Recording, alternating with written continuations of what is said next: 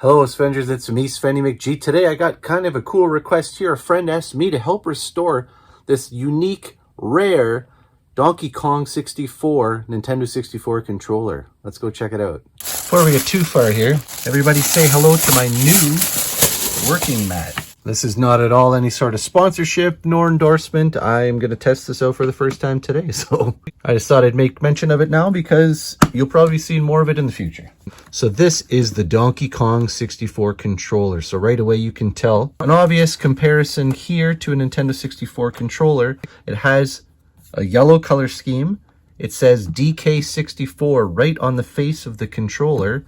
And what's neat is on the bottom here, it has these tips. These are kind of faded on this one in particular, but it has these blackened tips at the end with the little lines because it's meant, of course, to look like a banana.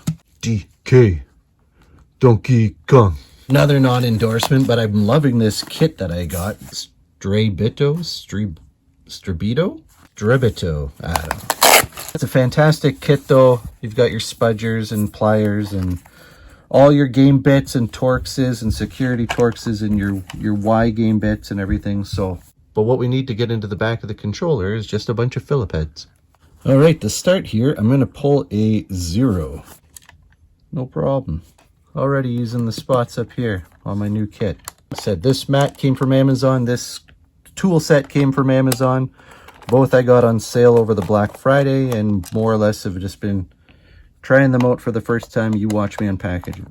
So again, this Donkey Kong controller here, like I said, very unique and rare. I don't think anybody knows exactly how many of these were sold, only that they were hard to come by. Basically, if you got a subscription to Nintendo Power at a discount, you could receive the controller in the mail for free. And of course, in today's value, all the collectors out there, especially the N64 collectors, love vying for these unique pieces, and this one has only gone up. So if we can make it kind of shine again, all the better. So these little ones here in the port, quite a bit smaller in contrast to the ones in the controller there. So worth noting that. Okay, and with all the screws out. All right, so again, just, I mean, some standard wear over the years. I'm going to go ahead and just move the bumpers out. Interesting that this one's actually an orange color and this one's gray. I don't think it means anything, but there it is. This is attached right here. We've got 3 screws holding it down. And then this part here is connected. So I'm just going to lift this up and out, back to the board. And we're going to remove those 3 screws.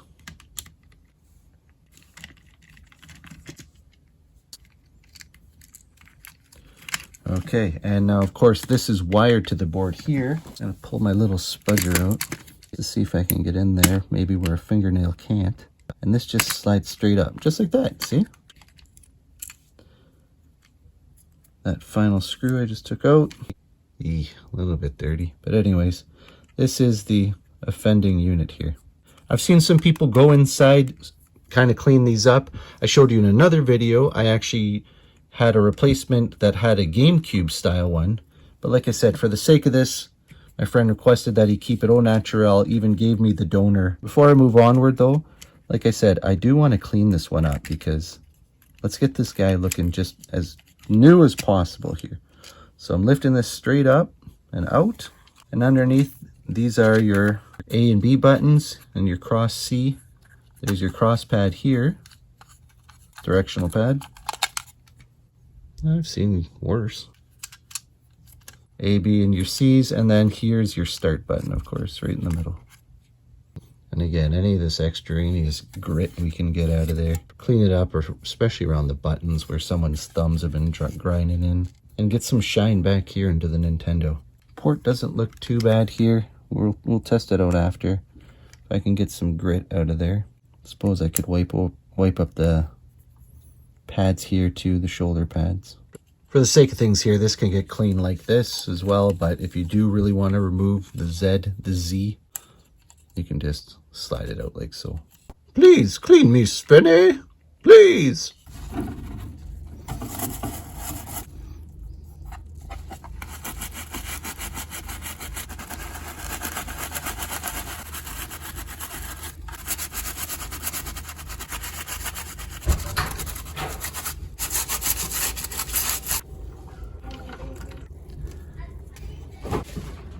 All right, and having been scrubbed down, these are now going to air dry overnight. Good night. Okay, now I've taken the liberty of removing all 9 screws. That includes the 2 up here.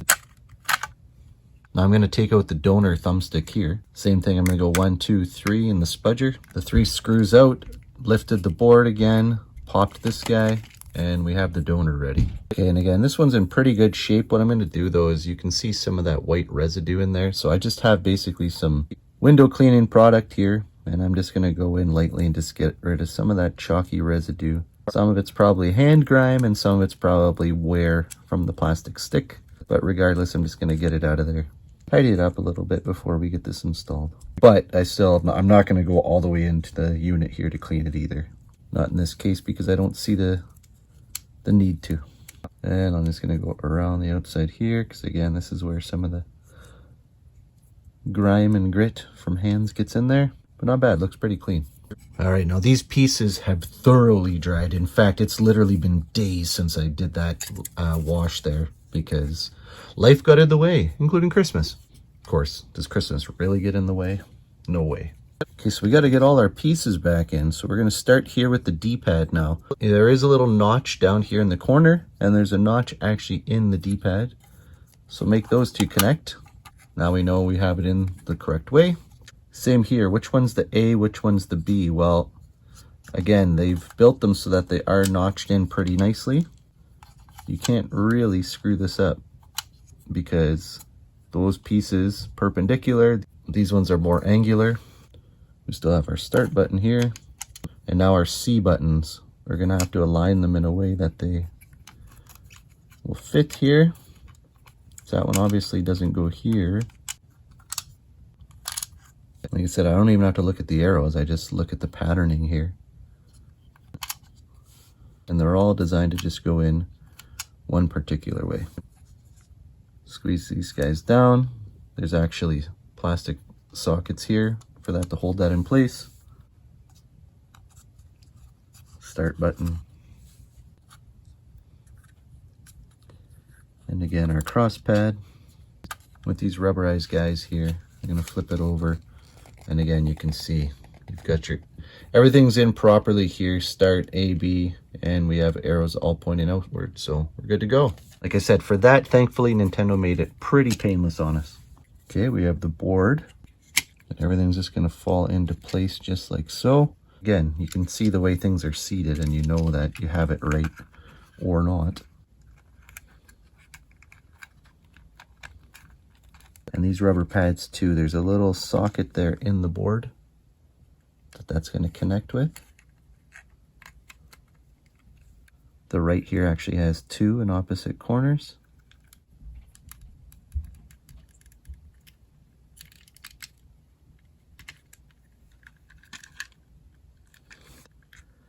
Get that right stick in. Get that left stick in. Okay, and here's our newer one with the nice snapback. So we're going to put this in. And falls into place nice. We're going to slide that part down to get it connected to the board.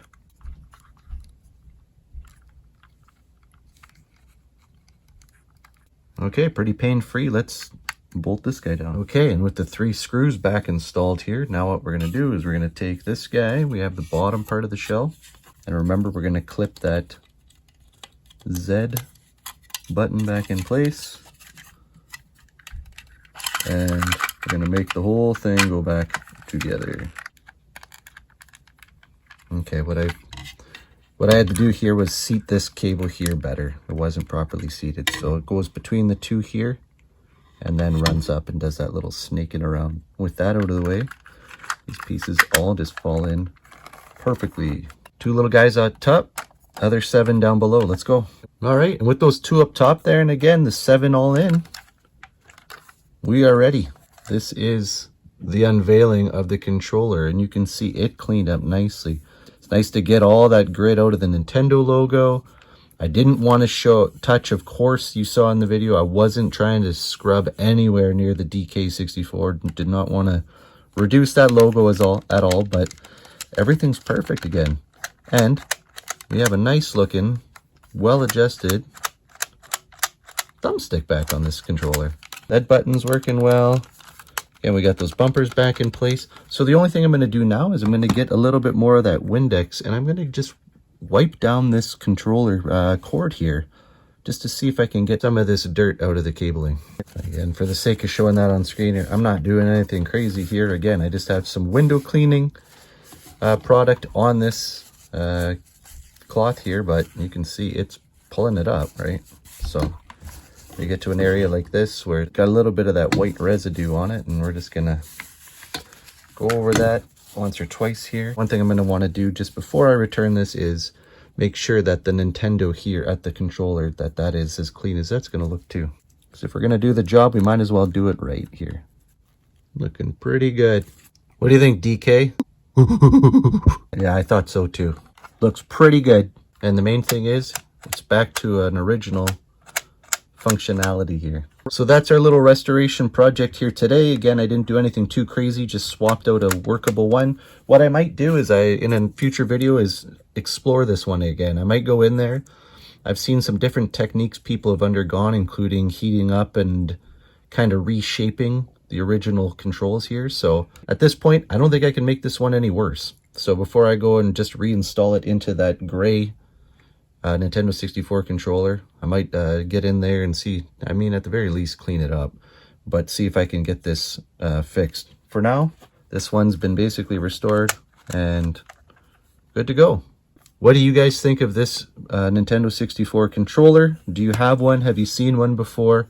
What do you think of its outrageous pricing in today's economy? Pretty wild, to say the least, what this controller goes for in values. If this one ever does go, I'll try and update you in the comments below if I ever do see this one going for sale. I hope you guys enjoyed the video. If you did, please consider liking and subscribing, as it always helps grow my channel. Hope you all take care and be good to each other. We'll see you again soon. Bye now.